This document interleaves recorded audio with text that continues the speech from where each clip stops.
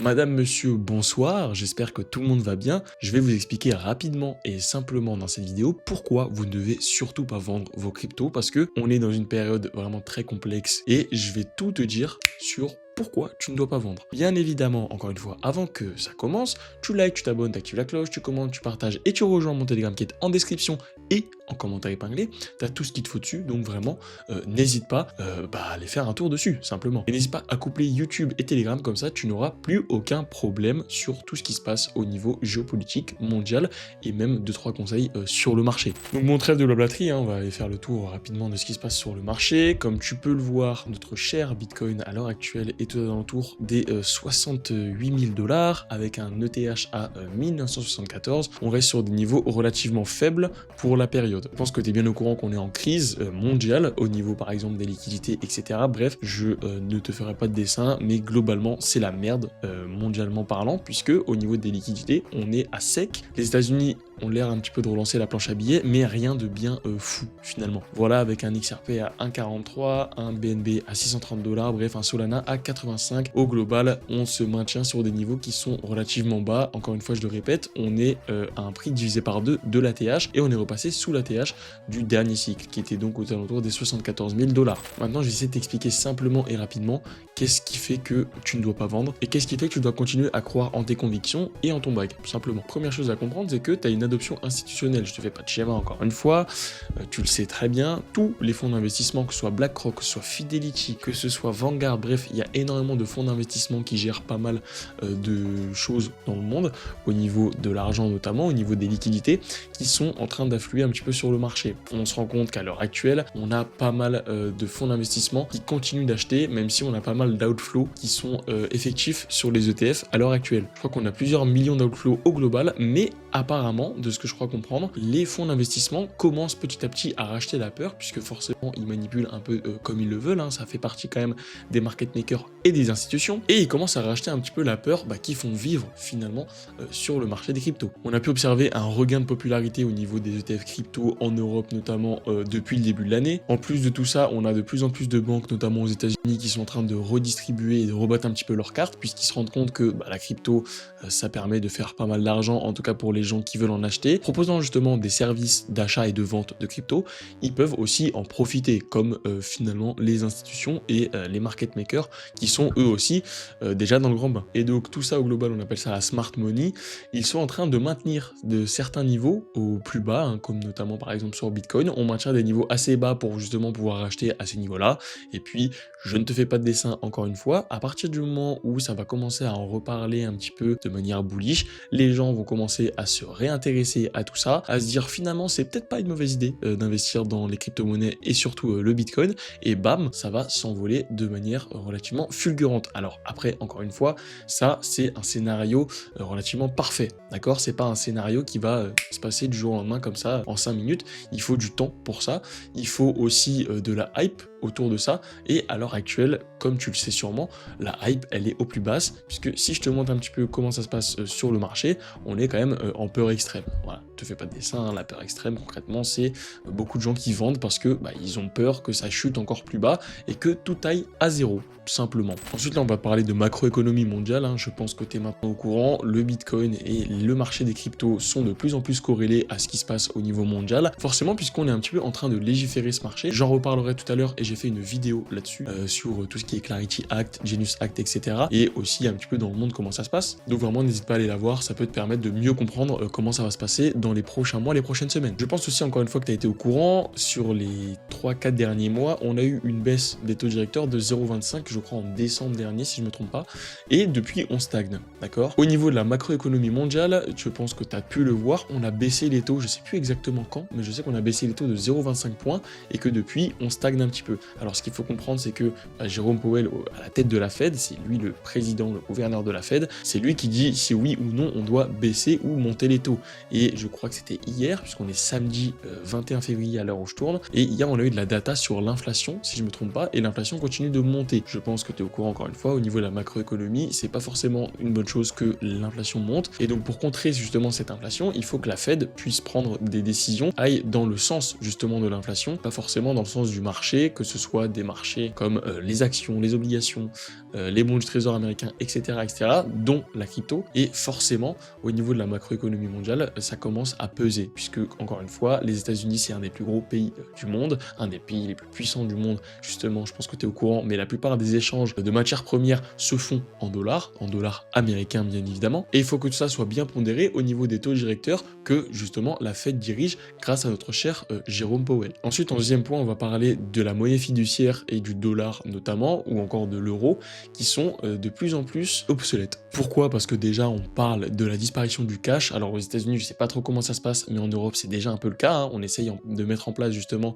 le moins de cash possible et que l'euro numérique puisse justement petit à petit prendre la place de ce cash-là. Et l'euro numérique, comme tu sais déjà, essaierait d'utiliser le blockchain, mais il y a beaucoup de gens qui s'en plaignent. Pourquoi? Parce que derrière, c'est une autorité européenne et ça veut dire que t'as pas du tout le contrôle de tes fonds, si c'est pas déjà le cas avec notamment l'euro de base. Quand on décide, par exemple, avec l'argent que tu as en banque, de le geler pour aucune raison entre guillemets valable, même si ça reste encore une fois ton argent, je le répète. Et donc encore une fois, plus le temps passe, plus on se rend compte que les monnaies fiduciaires c'est obsolète, c'est vraiment claqué hein, au final, et on se rend compte qu'on n'a pas le contrôle de notre argent, alors qu'en crypto, au fur et à mesure du temps, on commence à développer des moyens de paiement, je vais en reparler tout à l'heure justement, des manières de stacker, donc d'épargner finalement avec de la crypto, et le tout avec des taux bien plus avantageux, et encore une fois, des taux avantageux en plus du fait que tu détiens ton propre argent. Sachant que tu prends donc les taux directeurs, le fait que la monnaie fiduciaire, ça devient réellement un problème et que ça devient obsolète pour notre époque, et que tu rajoutes le fait que la dette publique atteint des niveaux records, notamment aux États-Unis, tout ça mis bout à bout,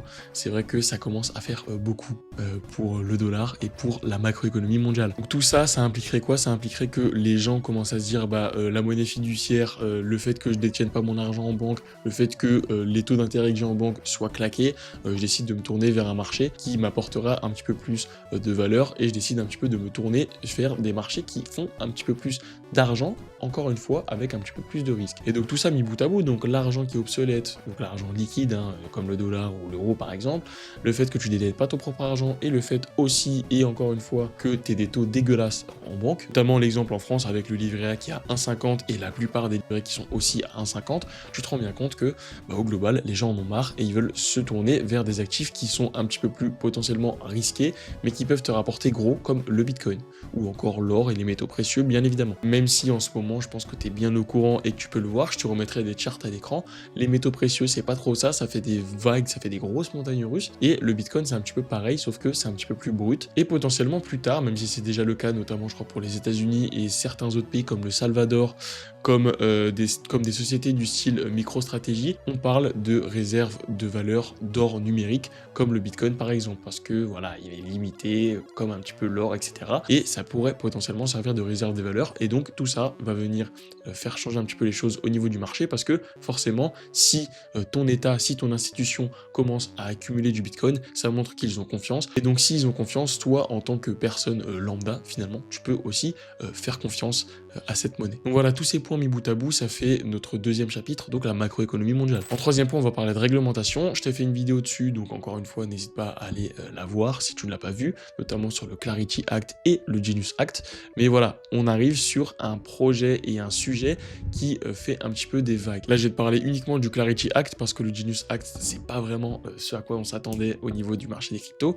Mais au niveau du Clarity Act, si jamais tu ne sais pas ce que c'est un texte de loi qui vise simplement à établir un cadre juridique et logique pour le marché des crypto-monnaies. Ça sert aussi à scinder en deux autorités qui ont un rôle un petit peu lié mais qui n'est pas forcément le même, et tout ça réuni, ça permettrait donc de donner un contexte beaucoup plus logique et beaucoup moins incertain sur le marché des cryptos, ce qui pourrait donc faire en sorte qu'on accueille pas mal de gens en plus, que ce soit des institutions, que ce soit des entreprises, que ce soit des gouvernements, et encore une fois, quatrième point bien évidemment, les retail. Même si, voilà, je te le mettrai à l'écran encore une fois, on a pas mal de gens, en tout cas de retail, qui commencent à chercher sur internet Bitcoin going to zero, et on a atteint le plus haut pic de cette recherche cette semaine de mémoire. Je te mettrai la charte à l'écran, mais ça c'est un signe aussi de hausse. Et donc pourquoi pas que les puissent revenir du jour au lendemain sur le marché après que on ait eu des stats effrayantes comme on les a actuellement. Et il y a une chose que j'ai pas abordée dans les textes de loi de la dernière vidéo, c'est la norme apparemment GLS. Pourquoi? Parce que apparemment la SEC aurait mis en place une norme qui s'appelle GLS ou des normes GLS de mémoire.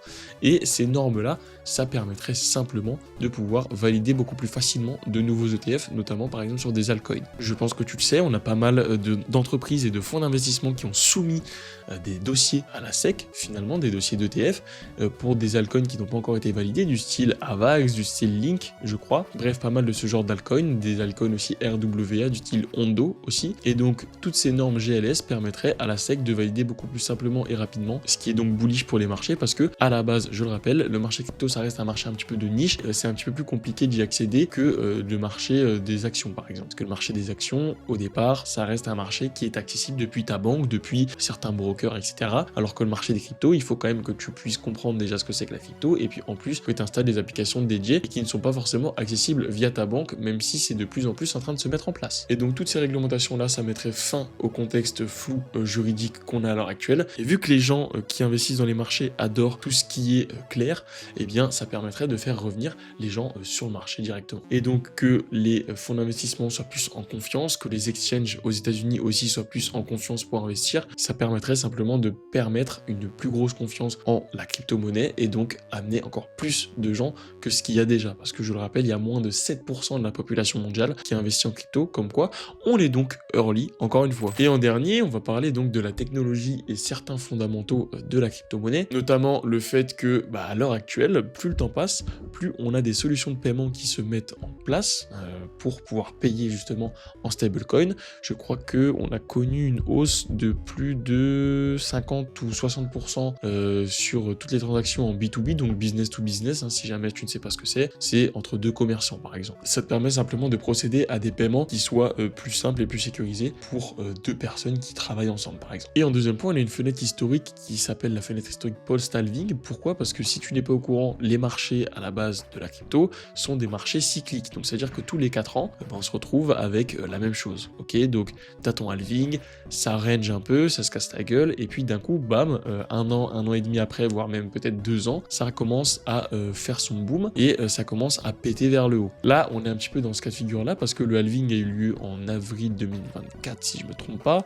Donc on est bientôt à 2 ans après ça. Et donc 2 ans après ça, si les marchés n'ont pas explosé, c'est que c'est un petit peu complexe. Mais encore une fois, les cycles de 4 ans sont terminés. Pourquoi? Parce que forcément, tu as des institutions qui sont arrivées sur le terrain, avec des banques, des États notamment, et on se rend compte que les cycles, c'est plus vraiment d'actualité. Ou alors, ces cycles sont d'actualité, mais beaucoup plus longs. Ok, donc on parle de cycle de potentiellement 7, 8, 9, voire même peut-être 10 ans. On ne sait pas totalement à quoi se fier, puisque c'est la première fois de notre vie que ça arrive, et de la vie de la crypto que ça arrive, et on se rend simplement compte que c'est un petit peu complexe d'avoir des cycles de 4 ans dans un contexte où il y a pas mal d'institutions, pas mal de gouvernements et pas mal de market makers qui manipulent les cours. Et donc tout ça mis bout à bout, ça a un impact très simple. L'inflation du Bitcoin tombe en dessous des 1%, et vu qu'à l'heure actuelle on parle beaucoup de blockchain, de décentralisation, du fait qu'on veuille détenir notre propre argent, donc tout ça, ça permettrait à la crypto d'en profiter pour aller chercher des nouveaux sommets et donc potentiellement que le Bitcoin atteigne des 150 000 voire peut-être même 200 000 $